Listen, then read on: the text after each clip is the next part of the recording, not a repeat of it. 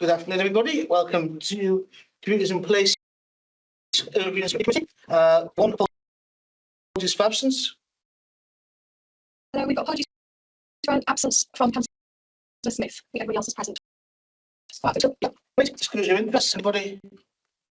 As a former fireman for 18 years, I disclose a person not prejudiced in interest. I know it's before you do climate ladder, so you're right. Yeah, I intend to stay in the room, but if I'm advised otherwise, I'll leave. Fair enough. Right. So the previous meeting? Agreed? Oh. Yeah. Okay. I'm sorry, I have to go.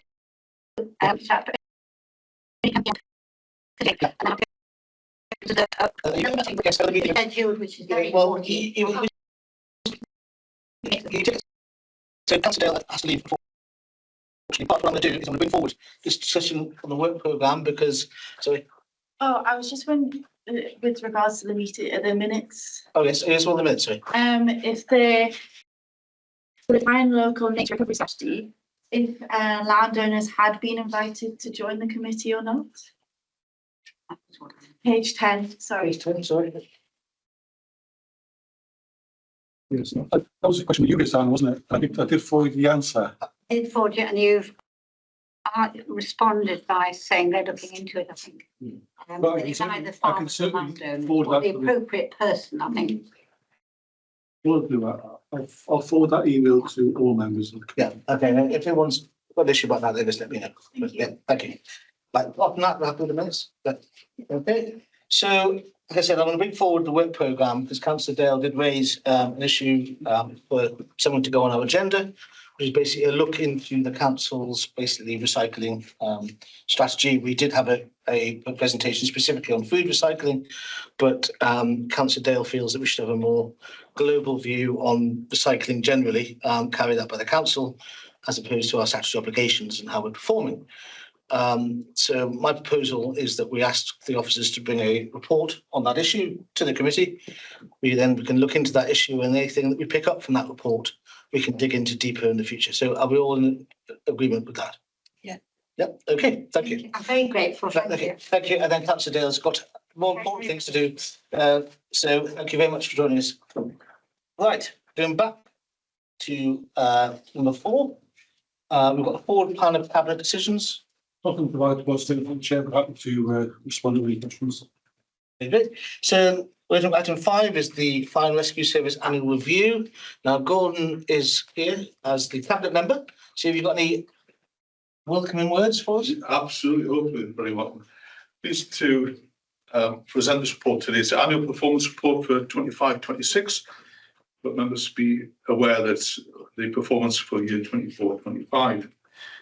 Recently, members had the opportunity to attend Fire Rescue Service headquarters for several hours. Very informative there. So many of you in this room have attended recently.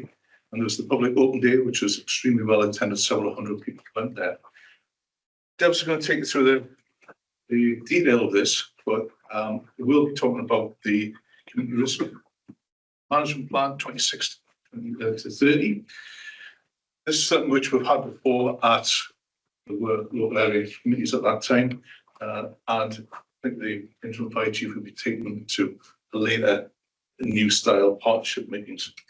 Page 3 in the report refers to the duties set out in law, but you'll hear from Deb today that the Fire and Rescue Service do 4 of what are required to do that. When you listen to the report, can I just fact that we are in a very rural area. A lot of retained firefighters are here in remote areas, which has its difficulties. And we're now a very modern county with massive investments going into, particularly southeast Northumberland with a data centre there. Integral part of this is the Fire and Rescue Service. We've got to get it right in the right places. So lots of things to consider there. So it's more of a job being in the Fire and Rescue Service. It's a way of life for people. So in terms of my chuckling on there, and tell them what the good people really want to hear. We've had some figures over the last year. Thank you, Gordon. The overview of the report. I've just introduced myself. For those who don't know me, I'm Deborah Brown, I'm the Strategic Policy Risk and Performance Officer for the Fire and Rescue Service. Just to give you a little bit of background, a number of years ago we established a performance and assurance framework, and that was to make sure that we hold ourselves to account internally to make sure that we are delivering against our community risk management plan. On top of that, or alongside it, we develop an annual performance report. So this is the third one that we've brought. We asked if we could bring it to scrutiny so that you could also hold us to account. And one of the things I would say is it's quite a simple report, because we publish, following this committee meeting, we publish it on the website. We encourage members of the public to read it too, so they can see exactly what we're doing and how we're performing, etc. So my plan was just to cover a couple of bits and pieces, a couple of highlights, rather than go through the whole report and then take any questions, if that's okay, Chair. So just on page 6 of the actual report itself, you'll notice that this is reflective of last year, so 2024-25. And over the last 5 years, the total number of incidents has increased by 4.77%. I think what I would like to pull out of that is that we are reducing fires, and you've no doubt heard about that nationally and locally. We have reduced fires, which is brilliant. But actually the special service calls have increased, and I'm going to cover that in a little bit later. So I think it's important to be aware that the nature and the type of incidents that we're going through is changing slightly over the years. You'll see just some key headline figures. So we've taken 7,969 emergency calls, and that related to 3,500 incidents attending. So it's just a little bit of a flavour.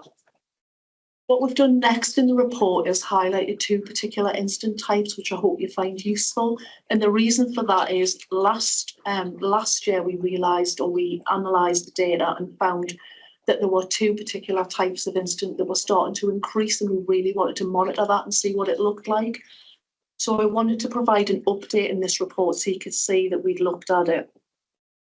The first is effect entry exit, and that is essentially if our colleagues or partners such as North East Ambulance Service need to get into a property, we will use our powers of entry. So we have those in law.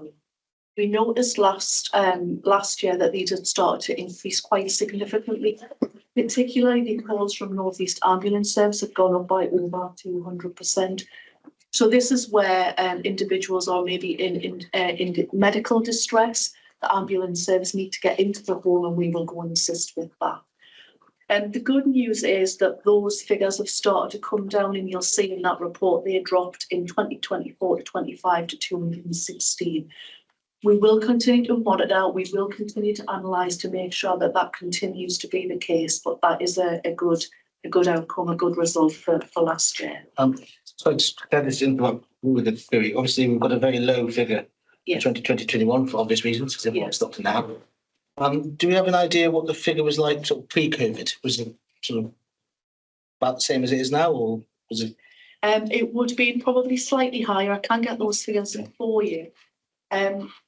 One of the factors which can influence our demand is a change in policy with other organisations.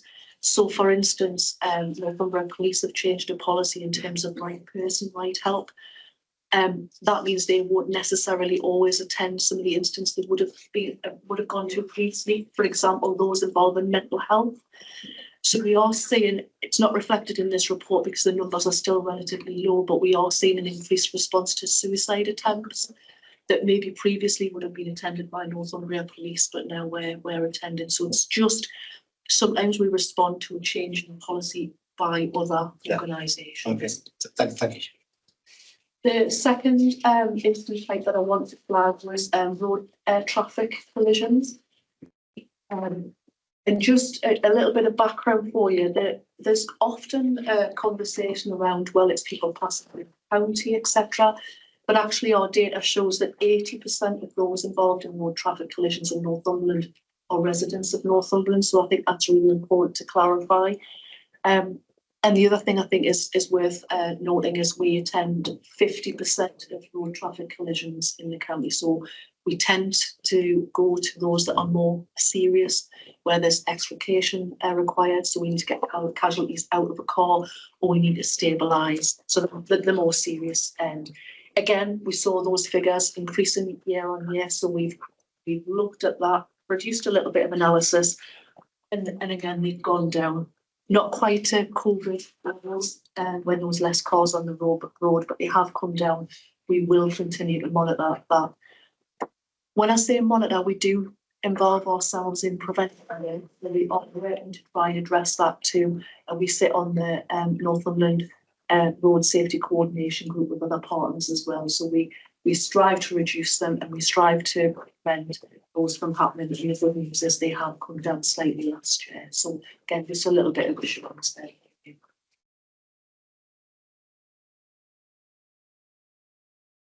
So we have a series of measures that help us understand how we are doing our business. And again, there's just a couple of things that I wanted to highlight in those.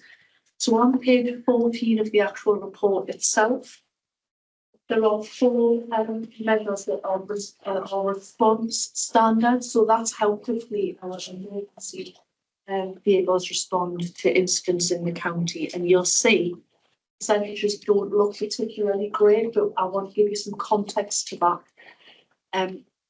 They are only inclusive of life risk incidents, and because in Northumberland we've reduced those life risk incidents, the numbers are very, very low. That means that the percentages fluctuate quite considerably. So we've been working to develop some response standards going forward that are a lot more realistic and a lot more robust in terms of measuring the response times and response standards. I have a session with our senior and middle managers on Friday when these will be discussed and debated.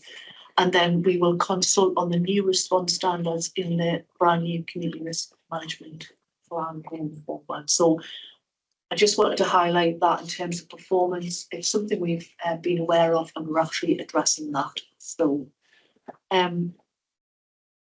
on page 15 of the report, there are 2 measures that relate to our fire control. The first is how quickly we answer the phone, and we look really good in that respect. So we ask them to answer the call within 10 seconds, 95% of the time. And we say 95% of the time because when we're in spate conditions, so if there's floods, storms, etc., we might be a little delayed in getting to all calls. And we've achieved 95.3%, which I think is quite fire control. The second one is how quickly we mobilise. We perform very, very well in comparison with our national colleagues. Although we haven't achieved the target, we've been working really hard to improve that, and it is a significant improvement on what we've seen previously. So again, just really pleased with how that's looking going forward. Nearly there. So page 17, I wanted to talk about external assurance. We asked ourselves if we're doing enough and are we performing as we should. So we invited our the county council's internal audit team to come and do a really deep dive into our performance assurance framework. So they got all our documents, they got access to meeting folders, they got a list of all the staff, they chose who they interview, etc. And the feedback in March was very, very positive. We provide reasonable assurance, and we were given 1 recommendation which we're working through at the moment, which is great news. And again, in terms of external assurance, we of course welcome in His Majesty's Inspector of Constabulary and Rescue Service. The last report was in 2023. There's a link there to the report, and they're back in on site January 2026. The only thing I was gonna cover before questions was on page 21. So that's around what we're doing this year and what we're looking forward to. I've mentioned the development of our community risk management plan. That plan is a legal requirement, and what that plan does, it captures our the risks, so fire and rescue related risks that we identify in the county, and it also captures how we will prevent that risk occurring or mitigate that risk. Just developing that at the moment, and I would really welcome the opportunity to bring that plan back here for some scrutiny and consultation please later in the year. And as I've already mentioned, HMI are back in town and meeting with the engagement officer in October to develop the timetable, and that will start in January through February and March 2026. Again, we'll scrutinise quite heavily from an external point. They were the sort of key points that I wanted to draw out of the report. What happened to me? Yeah, thank you very much. For me, just one point is that every elected councillor is a member of the fire authority. It's my position. I chair that. Colin Horncastle is my deputy, and Barry Elliott is the opposition representative. Right, Councillor Dodd. Read this, and of late, when I say of late, the last few years, especially this year, this spring, this summer, we saw it in North Yorkshire, the moor fires. I mean, I went to Lancashire in May, and it was tinder dry. You know, it was this could have gone on at any point over the summer. You know, it's been extremely dry, and I've just come back from holiday up the Douro River, and again, extremely dry. Then you know, it looked like an earthquake, volcano, something going up. You know, this plume of smoke, and then you know, we're on a train coming up the or going down the river, and planes kept swooping in, picking up water, taking it away. Now then, as a Northumberland authority, we wouldn't justify anything like that. But as maybe the north of England, or at least encourage a facility or something like that, because this was the Douro Northern Portugal, and they can't get to these places very quickly or whatever. Similar to parts of what we are. You know, that North Yorkshire one, if it hadn't rained, would still be burning now. And it's, as I say, it's more to the north of England where we do have big wild areas of either, you name it, and peat underneath it. I just wondered, should we start to think about these forest stroke moorland fires in a different way? Because I don't think the model we have is suitable. We'll answer that for you, Chair. The Northumberland Fire and Rescue Service are lead nationally, highly claimed in tackling wildfires. We don't want to tackle wildfires just because they've happened. We want to prevent them as well. So the pleasure of going down to London, saw our team receive an award, and they were against the rescue services and other services there. So we are the lead. We run courses here in combating wildfires. I did an HF the other night out with the police, the rural communities, and wild camping is an issue around here, and the farmers in particular, the areas outside, realise that there is a major issue. Councillor Dickinson quite rightly highlight this in full council, an issue at Scrooge Bay. So there is plans afoot there. So far as buying planes, I'll task the officers to put in the budget. But in reality, we've also, there's a Trailblazer, a local resilience forum lead has just been appointed the last couple of weeks. Probably going to be based on the 10-year fire headquarters in Washington. That is the sort of area we'll be looking at. There's multi-million pounds of resource being ploughed in. This has been talked about for a couple of years.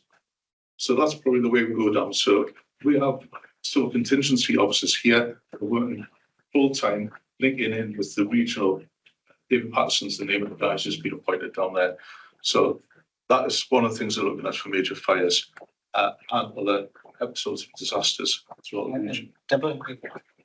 It's just to, I guess, to offer some assurances, two things really. One is I've been working with the climate team in the development of the new community risk management plan, because one of the things we need to identify is the change in risk, which you quite rightly point out. One of that is wildfires increasing. We've also got, for the first time in Northumberland, I think is the only service who's got it, is 10 years worth of data to analyse. So we're analysing that at the minute. And in particular, looking at where the smaller outdoor fires would have happened largely in urban areas, but then may spread, and why haven't it spread, and how can we prevent that too? But the sector in itself is pretty good in terms of resilience. So we would, if we have a large scale wildfire, we can look to our neighbours, and we can also invoke national resilience arrangements as well. So for North Yorkshire, we sent down tactical advisors because, as Councillor Stewart said, that we do lead on wildfires. So we went down to advise them. We couldn't send resources because we need our resources here in Northumberland, but the tactical advisors went down, and that would be reciprocated as well. But Friday, with the Midlands senior managers, we'll be looking at things like wildfire and considering what resources we might need going forward for that change in risk. Thank you. Okay, Councillor Siswood. And thank you very much for the showing us around the start for the other day. I really enjoyed it. Thanks to all the staff that took part in it.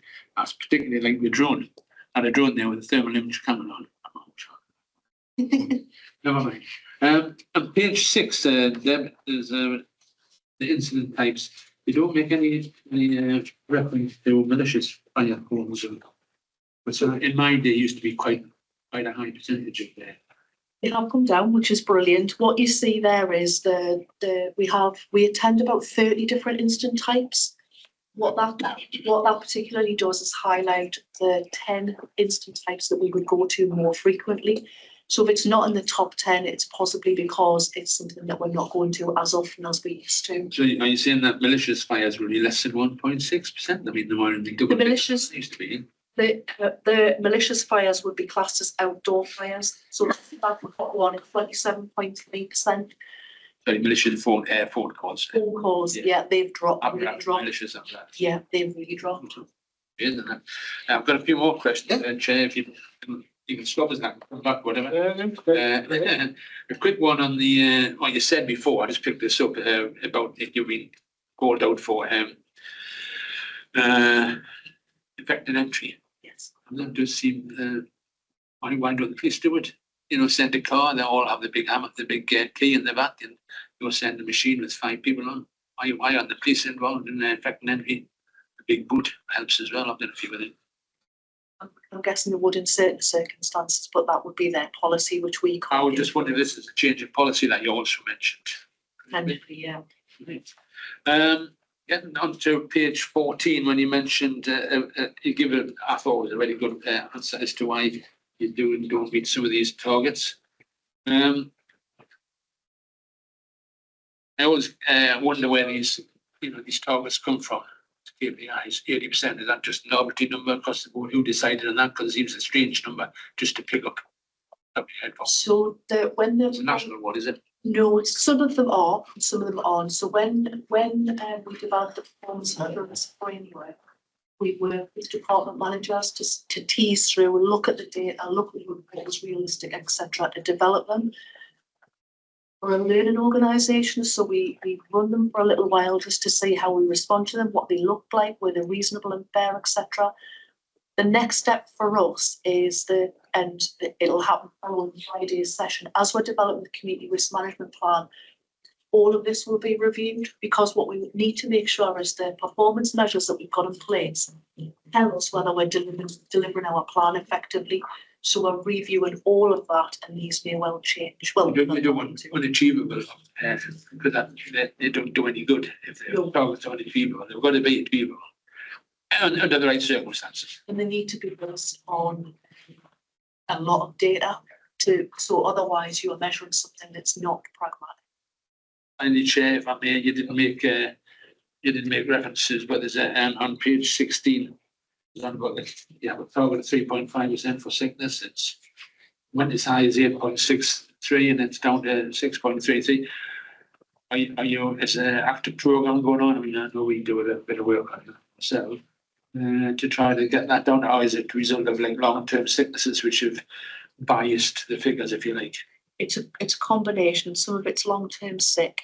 One piece of work we've been doing recently is to work more closely with occupational health. Because the time it takes sometimes to get appointments is quite long. And if, for example, it's something like mental health or stress anxiety, for example, The sooner we can get that appointment, the better, because that means we can get people back to work much more quickly. The levels of mental ill health for emergency workers is higher than it is in the normal population, and that's often because of shift patterns, the trauma they experience through some of the incidents they attend, etc. But it's really important for us to have that wraparound care in place, which we have. It's just the timescales that it's taken to get people seen by somebody qualified in that arena and take too long. So we're working with occupational health at the minute just to improve that, to get people back at work quicker. Thank you, Jim. Thank you, Chair. So probably your earlier question in relation to malicious fires as well. Touch upon the report, it's a massive amount of work has been done behind the scenes to prevent those fires in the schools in a really dynamic way, work with partners such as the police and PCC's office and other partners as well. A lot of great work going on. I've got presentations, we've got lots of events with them to see the work they're doing to reduce malicious fires throughout the county. Thank you. Councillor Spittle. Yeah, can I ask you about the automatic false alarms for non-domestic premises? I know in the RAG report it's well within the numbers that you're expecting, but it does highlight in there that there's a disproportionate number of calls from Exwood, Hexham and Berwick, 74.5%. Their businesses. Can you give a unique to that as to why that is in that area? And if so, is there any sort of financial punitive measures to be taken against the people if it's consistent, repeated? Yes. So first of all, it's sheer geography. So we have more businesses in those areas. So actually, percentage-wise, it's probably reasonable to assume that that's potentially where you would find the automatic false alarms that business-related. We do have a risk-based intervention programme which has just been reviewed and revised, and we've also made some we're making changes to what we call a core challenge policy. So if we're getting repeated calls, which we do, for the same premise, we are on iffy, because what we find is if there's all of a sudden businesses are eyeing on about money, if we're going to ask them to pay a fee because we're going out repeatedly, then actually it makes sense for them to spend money on repairing the system that's causing a false alarm in the first place. So that's seen some of those numbers come down. Very good. Thank you. Councillor Kazan. Hi. So on page 12 of the report, in the first box, and then that was me picking up wording, but it says managers are striving to re-establish management meetings. Why are they just striving and they're not actually just being put in place?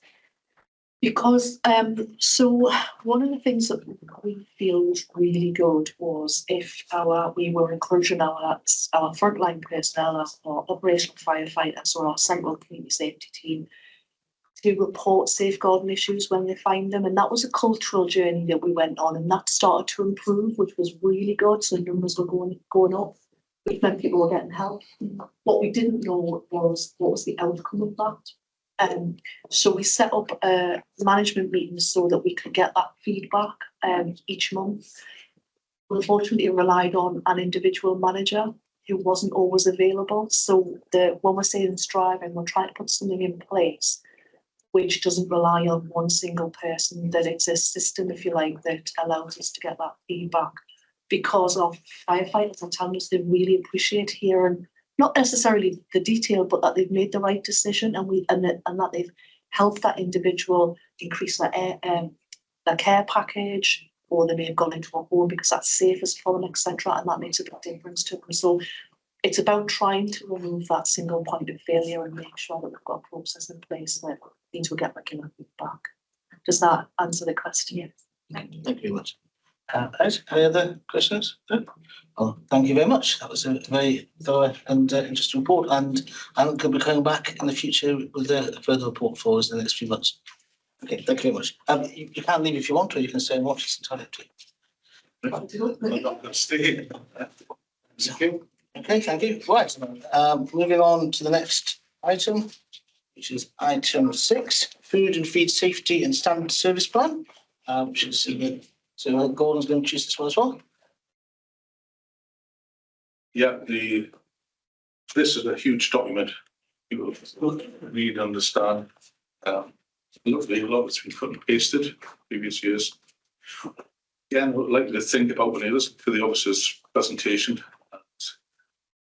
The question: size of a population in Northumberland, the size of the population, particularly in Castle City Centre, city council area, and the amount of premises which we have to examine, including the tourist ones, the ones which just crop up in the summer months or the influx of tourists there.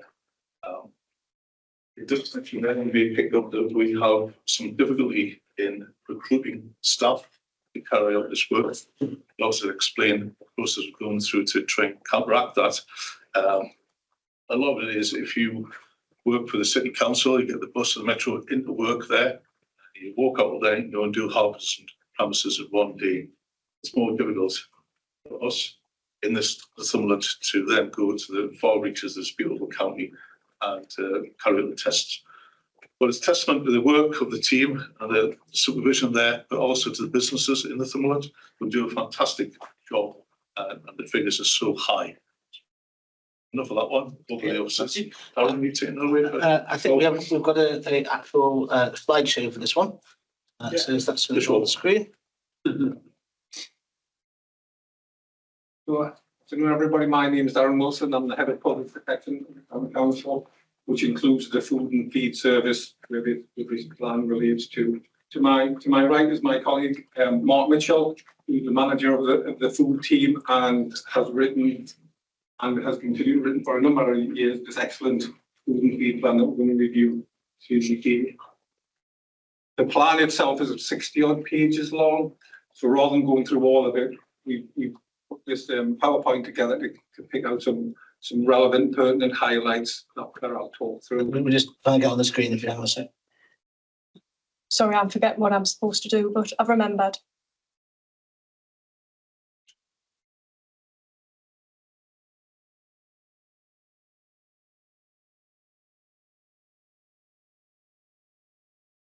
There we go. There we are. Sorry for the, I did warn you to give me a couple of minutes. Right, there we go. So, fire away. Yeah, so that we'll do just a short PowerPoint presentation. It's worth pointing out at this point that the work under the food and feed is a statutory piece of work that the service does on behalf of the council. So we have a duty to do this. This isn't through choice. We are told and have to do this. I need to.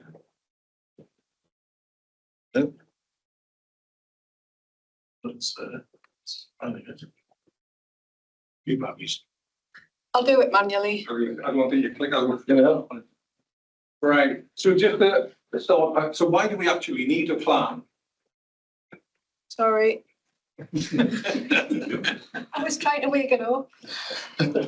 So a plan is required by the framework agreement on local authority food law enforcement by the Food Standards Agency, who in this country competent authority. The plan requires the local authority to set out its regulatory activity and provide assurance, and I think that's the important bit, assurance on the food safety and standards of food and animal feed within its area. Northumberland, there are a lot of farms that can appreciate, so feed is a big piece of work for us. The framework agreement requires the plan to be approved at the relevant level established within the local authority. And in the case of Northumberland, this was Cabinet, and the last food and feed plan was agreed by Cabinet on the 3rd of September 2020. Give her the secret symbol in between. I'm writing as well as trying to. So what does the plan cover? So it sets out a number of different areas for talk about the service aims and objectives, background to the work that we do, the service delivery, the resources that we have to deliver the plan, quality assurance and review.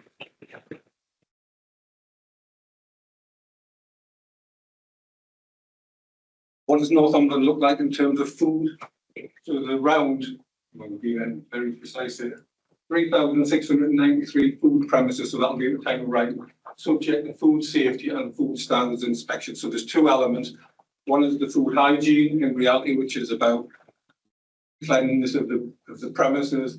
The food standards is very much around the labelling of the premises. So there's two different elements. So we cover areas from cafes to supermarkets to mobile traders to manufacturers to public houses. We have around 1,700 feed businesses in the county, most of which are farms, which are subject to animal feed legislation. So that'll be your livestock farms, so that's the feed that they make. The animal, the males waste food supply, so that's breweries, so part of the brewing process, and it will be waste from that, like can go to the animal feed chain, and then feed merchants, which is your basically wholesalers. All of the businesses are a risk in accordance with the National Food Standards Agency Code of Practice. That's out the inspection timeframes that we have to follow. So as part of, as I said about the plan, we review and then we look forward. So we look at what we did the following year, previous year, and then so then we cover off our food inspections against the plan, food complaints and service requests dealt by the service, which there are quite a number. So that'll be food complaints about service request. I want to set up a business. What advice can you give me? So it's a two-pronged approach that we like to take. Business performance in compliance with the food hygiene rating system. Number of infectious disease referrals handled by the service as well, and that sits in Mark's team. The number of feed inspections set out against the plan. And we also set out programme work for the year ahead as each defined.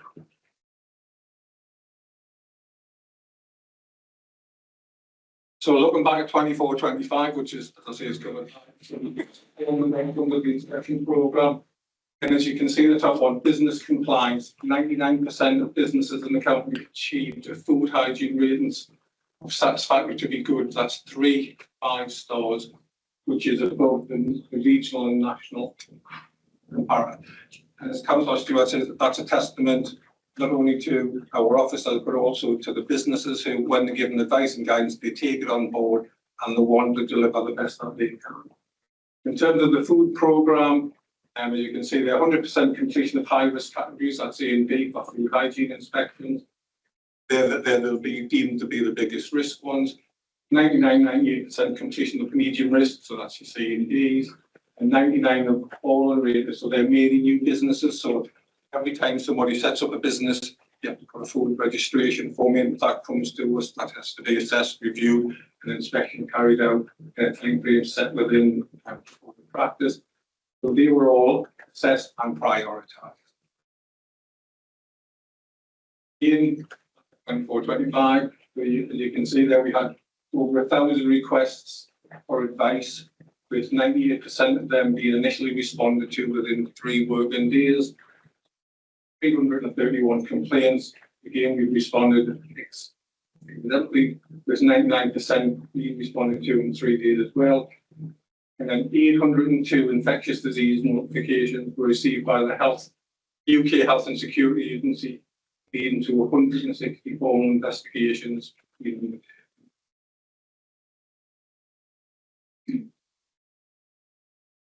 24-25 been a busy year. Additional work areas that produced in Northumberland scheme. I hope people have heard of that, which is going to be rebranded, as that says on there. 15 new part of the food strategy in Northumberland. An approach has been developed which represents strategic evolution of the PIN scheme to develop a customer-facing quality assurance marquee that also supports local business growth.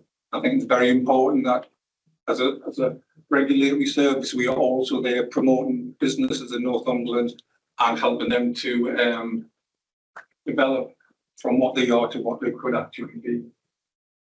Another piece of work that we had this year was we were asked to be a pilot by the Food Standards Agency in work that we do around primary production, so food and primary production. So that's places like potato growers, honey people,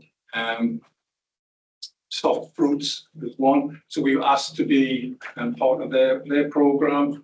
So they came in March this year. The audit focused on the following main areas: that was service planning, organisation and management, provision and adequacy of officer training and authorisations, interventions, complaints, food safety and incidents, our database, enforcement and internal monitoring and corrective action.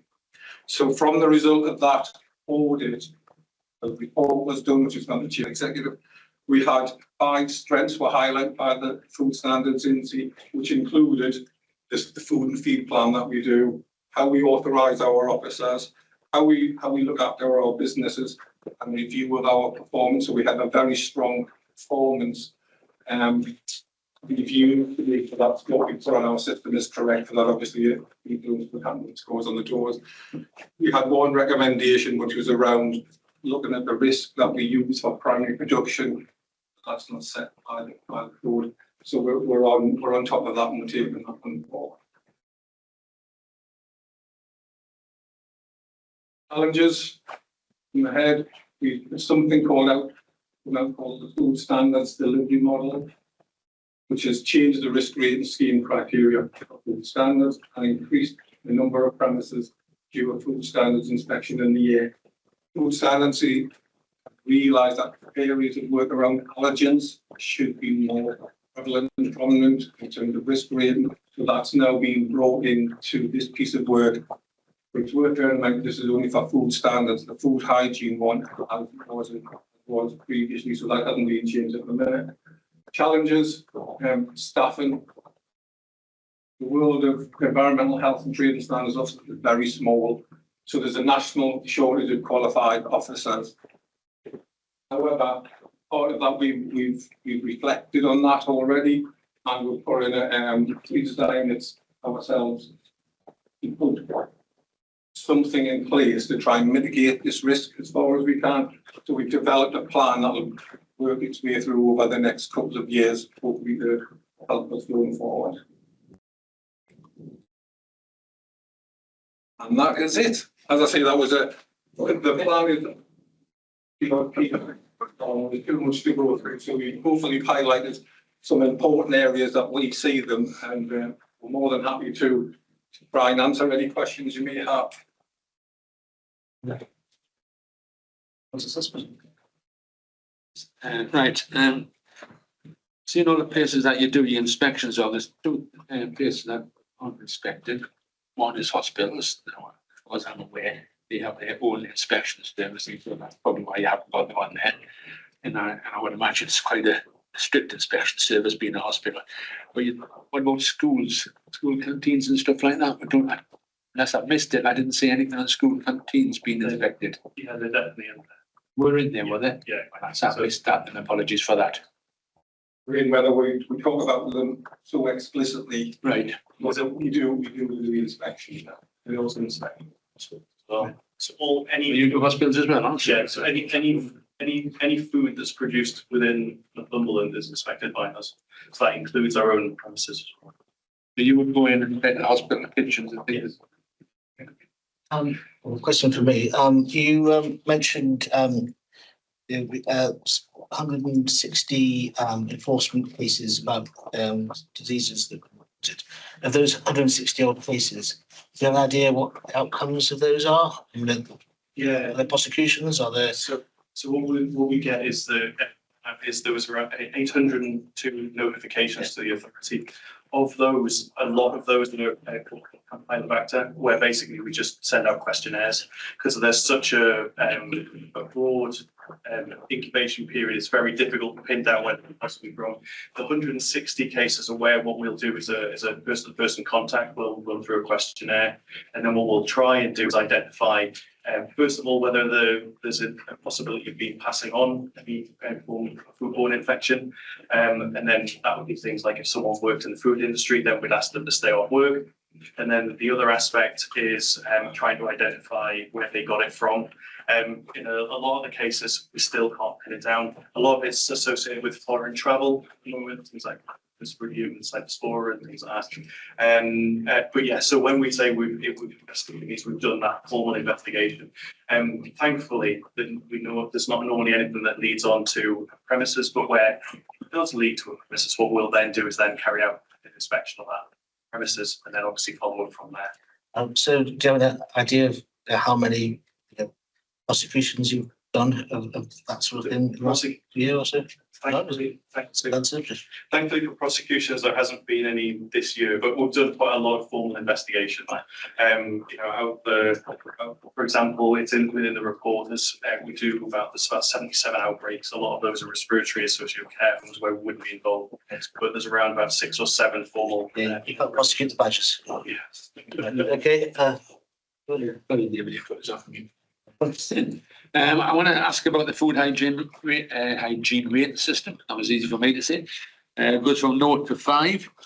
There was a thing on the BBC just before, probably a year ago actually, last October.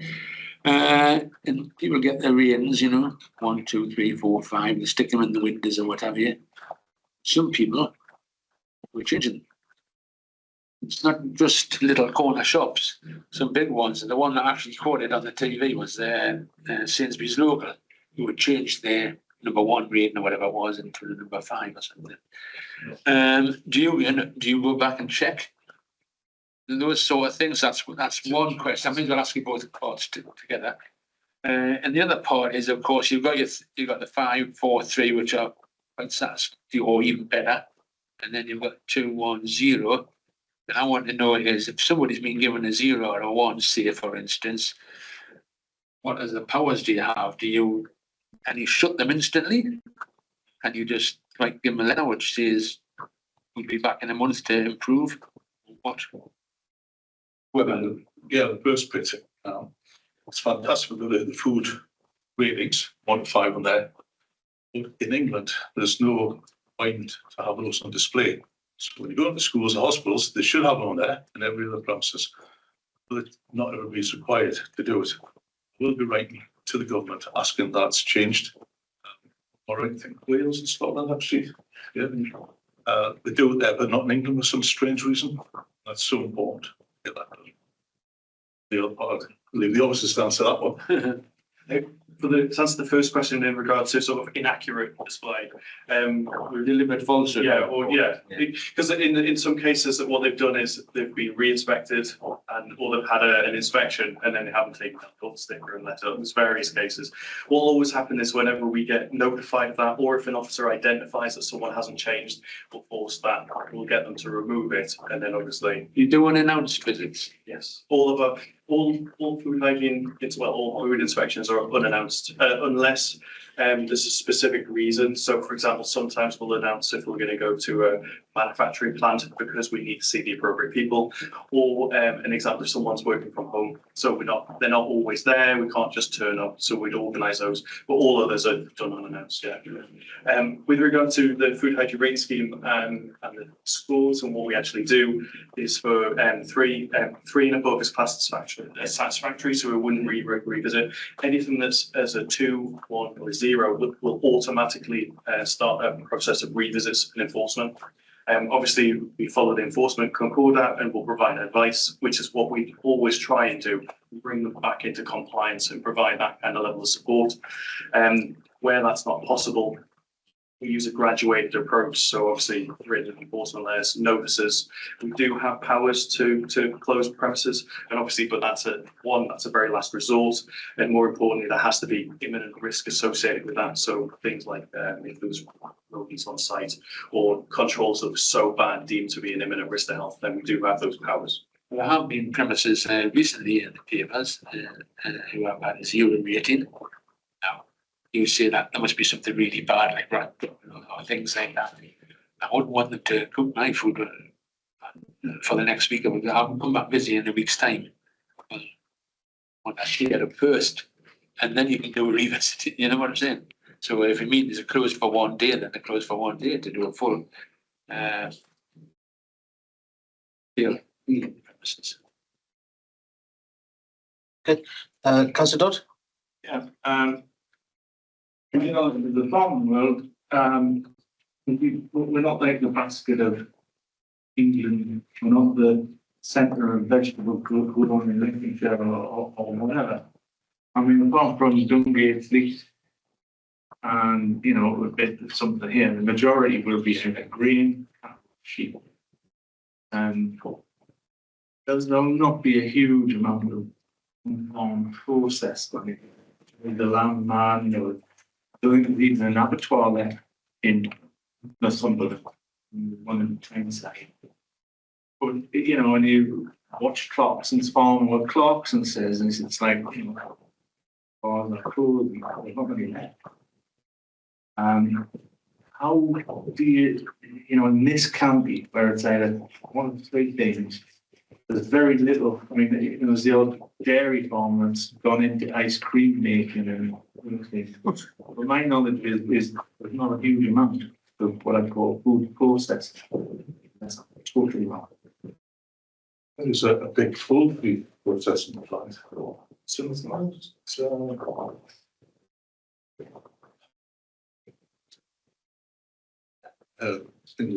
just with the media. Thanks. I appreciate that the farmers having a particularly rough time at the moment, in all sorts of different ways.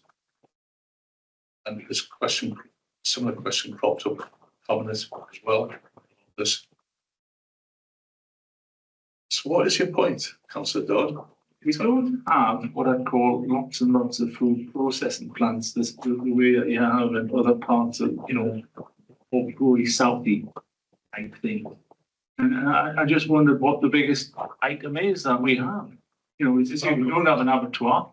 We don't. Fresh fruit and grown strawberry farms. We've got lots of money. There's a few of them, like the block bushes in the Tyne Valley. But we're not using now, is it sort of soft into what's that like, you know, parts of Scotland now. I just wondered what the biggest thing was. The livestock. A number of years ago, farms were always encouraged to diversify, so do something slightly different, and that can't work for everybody. So it was sure that there's over 1,700 live farms in Northumberland, mainly livestock. So they get inspected by our animal health team, but most of them will be livestock, or some of them will grow some cereal that will either be turned into feed or food, wherever we go. But in the main, it's probably going to be about the livestock. And you're right, the nearest abattoir will probably be in Burden. Maybe a lot of them don't go here. So if you get a contract with, say, Marks and Spencers or somewhere like that, the beast will be on the truck and they'll be away wherever they want to go. So that's why, as part of the food strategy, obviously, trying to encourage local businesses to be part and parcel of that. Hopefully we can show how fantastic some of the food is in Northumberland by developing that piece of work. So farmers do not have we're all about, you know, we're trying to say about food miles and things like that. So we like, as far as possible, try and keep it low. But the farmers, you've got wheel birds, you've got, like I say, you've got a few who have been able to diversify, but most of them have stuck there probably all pieces of work. Just that we had a planning application in Stanington the other day, and they said for a farm shop. So we're going to have 10% or whatever. Forget the argument. We're going to be local, and I said, where are you going to get, you know, 10% within 10 miles? And I thought, not possible. Because all that can recall growing around here is going to be a fleet. We all see the tractors going by and it's certain times of winter. But, you know, it just seems that we don't seem to have a lot. You know, yeah, we in the hills you have the livestock that want to become breeding stock. You know, and obviously the slaughter stuff. But it just we don't seem to have that sort of the product. I just wondered how we've got fantastic products, juices, used in Thumland. We'll highlight a lot of that. Yeah, It's what I'm passionate I'd like to see more. Thank you. Councillor Smith. Yeah, I'm going on the similar lines of previous questions, really.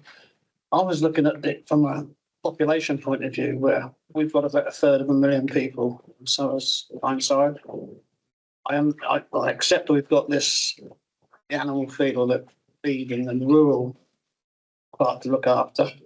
But again, I was thinking about diversification, reduction in number of farmers, and the changing face of agriculture. So how are we doing in comparison to the likes of Newcastle, inspections? I was going to say prosecution, but that was answered, and performance.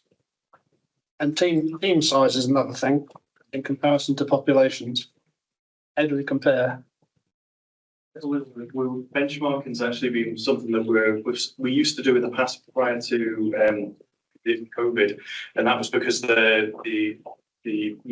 annually we have to produce an audit return to the Food Standards Agency, and then as part of that they used to use something called LEAMS, where we could literally pull the information across it, we could benchmark. They changed the digital system that they're using, so benchmarking has become more problematic. So we're trying to come up with a regional approach to that so we can compare. Just to give you you mentioned Newcastle. So on average, Newcastle, we've got we have about 3,700 premises. Newcastle is around about the 2,500 mark. But then we've got the added issue of distance. So obviously it's, the size of Northumberland is not like walking down a high street. So it's problematic. Yeah, our teams are not that dissimilar in size.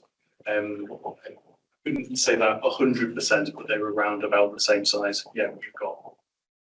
And the closest we've got to compare ourselves to would probably be Durham, with a reasonable sized authority comparable. They've probably got about 50% less population. And they've got, strangely, I think because of the transient nature of some of their student population as well, they've also got just higher than us, around about 4,000 marketing businesses. So they've got slightly more food businesses than we do. Can I just ask one final thing on the prosecutions, well, non-prosecution, on the number of investigations we've carried out, whether it be desktop or physically going out, investigating, testing or whatever. Sort of money have we put into that side of it? What's it cost? And is it really value for money coming at the other end if we've actually had no prosecutions? Prosecutions Is it a statutory requirement? by a council exceptionally expensive. So it's not a get out, it's just to work, whether it be farmers or a takeaway, a restaurant, a pub. Dealing with people's livelihoods there, and if it isn't educational, or if they just need you reminded, you've got to get this sorted. Though it may look dire when the officers go in there, it's pretty nice to work on. But there has been cases where people persistently not adhered to the best practice, actions being taken against them. That's really the last resort, I would say. It's not just cost cutting, it's just for taxpayers' money, it's what do we get out of it at the end of the day. As a comment? I have two questions, Chair, if that's Yeah, okay. it's fine. So on page 76 on the table, it says that alternative reporting fees are applied to low risk 1, 3 and 4. And I was just wondering why it's not applied to low risk 2. Would that not create more work for officers? The new food standards delivery model.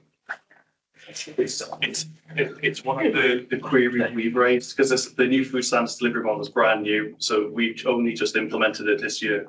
The code of practice came in 1st of April, and then our management systems across the whole country have been implementing it. One of the quirks of the new system is exactly as you've said. Yes, we would like to, but under the code, we can't use an alternative enforcement strategy with anything, and this is off the top of my head, with a 3 or more or 2 or more, which prevents us from using it from certain things, which includes the low that you've discussed.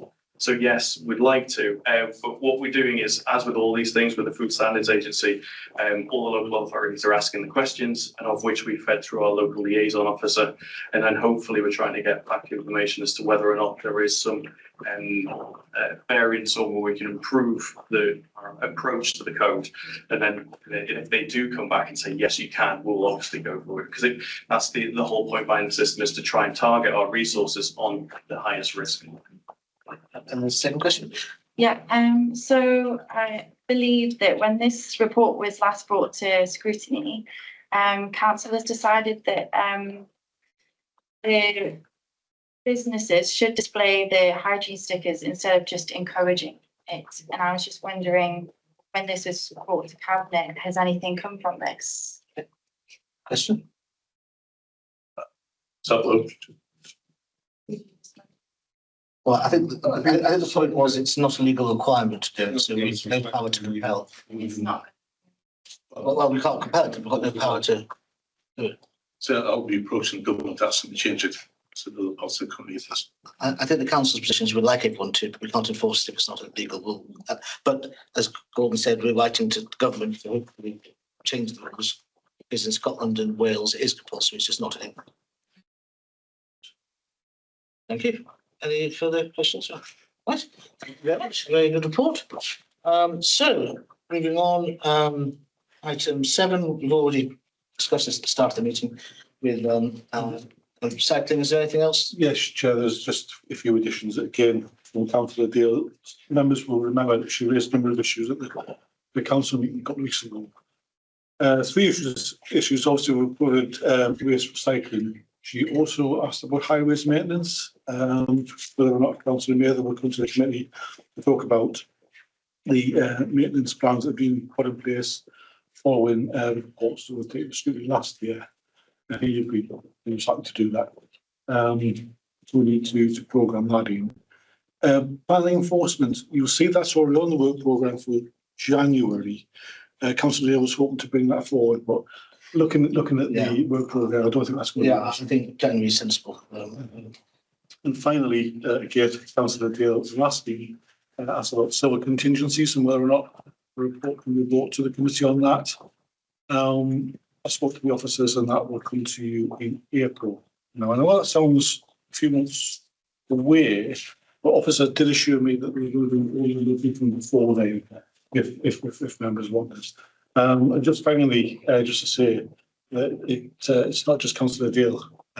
We can add items to the agenda. If any other members have any issues that they want to raise, Yes, please get in touch with me or the chair, the vice chair. we are happy for other items. If people have an issue, any of you, just let us know, and if we can programme that in, we will. If it falls on the room to this committee. So just have a think, and if something occurs to you, let us know. Councillor Dawson? Yeah, a few years ago, after Storm Arwen, I highlighted, tell me if you know, the wrong chair of the committee. We did a fair bit of work, and there was going to be brought up. Councillor Riddle was going to bring something up about state of play, because we're now 3-4 years down the line, and I'm noticing that some ash trees, Ash diamond. yeah, Yeah. some are not, or maybe could be recovered. And it was promised. I just wondered when and where that. So yes, I saw there are a number of items that we've been on the work programme for the 10 years, and the wood tree strategy is on that, including any updates on Ashdown. And to be fair, Chair, I was hoping to have some information about when we can actually. I think we did discuss that last month, but yeah, it's going to be. I think one of the issues that's holding it up is the mapping of the various woodlands and forests. It has to all be all sort of digitally processed, and that's just taking a little bit longer than we anticipated. but it will come. It was on the way. Yep, Chair, sorry, Sean. Just down the road from me, when we discussed this a couple of years ago, say from where I live in Belsey, down in Teelands, you know, I'm well affair with, you know, the fence. Fence to the road belongs to the council, and the fence into the field belongs to the landowner farmer. And I said, well, we've got an awful lot of trees between just a 4-mile stretch, where the road's been widened way back in the 70s. I said there'll be maybe 1,000 or 2,000 trees that belong to the council. They really do. And I brought this up about 10 years ago about this persistent problem. Now, then, I'm not going to stop the person down at Nune Hill, which is on the A6, but they're actually starting to knock them down, presumably for firewood. someone that lives there. Because ash is a fantastic growing tree. And then it sheds its little spirally thing. And it grows up all over. And these are sapling strokes, some are diseased, some are not. Someone is actually clearing the forest. Whereas if the council had it doing, it would, by the time we get traffic lights here, high vis and everything on it, would, the cost would be exorbitant. So I'm just saying, is there anything, because we do this in France, we did some work on this 10, 15 years ago, how roads in France, people, I wouldn't say buy them, but they get a license to clear the trees for firewood. Saves the council a cut a fortune. That's legal, I don't know. I just don't know if it could be expanded or looked at. Councillor Lambert? Thank you, Chair. I disagree totally with what Councillor Dawes just said, that up in Northern Irelandshire, I was at a parish council 10 days ago, and one of the things that came up was a dead tree up on the bank of the road. Now, it's within 2 meters of public roads, a C road. It's within 2 meters of the road surface. But originally, I think where it would have been the field boundary originally. Field now has a fence on the field side. So this tree is dead and it's ready to fall out into the road. The councillor said, because they went on Fix My Street, put it up, people wanted the tree removed. And the council have obviously come back and just knocked it off the system. They claim it's not their tree. It depends on ownership. I think, if it's not our tree, it's not our tree. I think. No, but that's not, sorry, Yeah. it's not, the issue is, as Councillor does, there is a lot of trees now with ash dieback that are sitting up on the banks of the road. They're a health and safety issue. If they fall out on the road, someone crashes into it, who's responsible for it? I think it's on council land, it's council's tree, it's a question of them. But I think that's something we need to. Yeah, as I say, Chair, it's on the list. And what I can do, following the comments this afternoon, is I can hurry officers up. Well, you can hold that up, and specifically, I think if we're going to look at trees, that the issue of trees on the public highway, should we say? Well, that's specifically mentioned. I mean, the officers know about Councillor Todd's concerns about ash dieback, so I'll hurry them up on that. And I'll specifically say whether or not I think they can bring us on the forward on that item if the whole thing's not ready, but maybe specifically about trees on the public highway and what we. Yeah. Well, I did bring it up, and there was disbelief from the officers that they had as many trees on the road. I would say in Northumberland there must be tens and tens of thousands of trees on public highway. And look, how many thousands of miles of roads have we got? The rest of the world. So yeah, I think that is the. Oh, sorry. Your items are finished. You may leave. Sorry. I just wondered, we've got to start and do something, because another big storm is going to wipe out roads, wipe out the wires, and if we've sat and done nothing for years, I'll be annoyed. I think the committee have made their views. If you can communicate that, that's good. Any other issues that come to mind now, or if not, just let us know. just get in touch. Right. Item 8, urgent business. Ladies and gentlemen, and we're off. So thank you very much. There's the meeting. Thank you, everybody.